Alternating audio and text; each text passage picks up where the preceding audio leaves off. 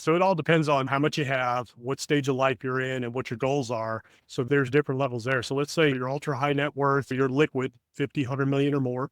You're going to have very different strategies there. And you're going to want to hold a certain percentage of that in very liquid assets, like maybe money markets, something like that. You're going to have some Mhm. cash set aside that are liquid. You can get at really quick. Sometimes you're going to hold that in treasuries. Sometimes you're going to hold that in real estate.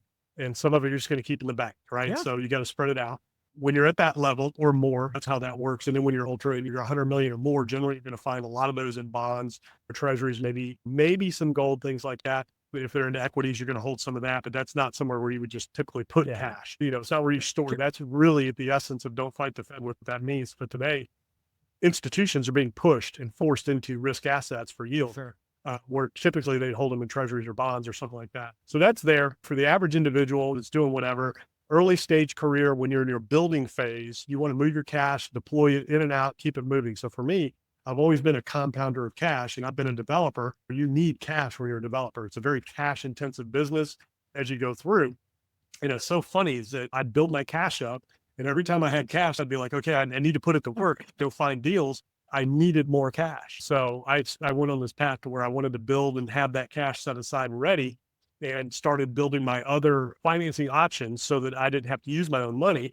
So that became a challenge to me as I became more skilled in my financials, and my credit situation grew, and I was able to borrow more money from banks and things like that. I would challenge myself not to use my cash and to use these other Yeah. cash, the companies I had, the cash flow they were generating in banks. That's where I got all my money early on in my career. And then as I grew in my skill and expertise later and figured out you could do deals with people and people would lend you money. First time I experienced that was when a friend of mine came to me, and it was the first real estate deal I did was a lot flip. He said, "Hey, there's a lot over here. We can buy it today. My dad's got a client. We can sell it to him next week for 30,000 more than we buy it for." And I'm like, "Can you do that?" And he's like, "Yeah."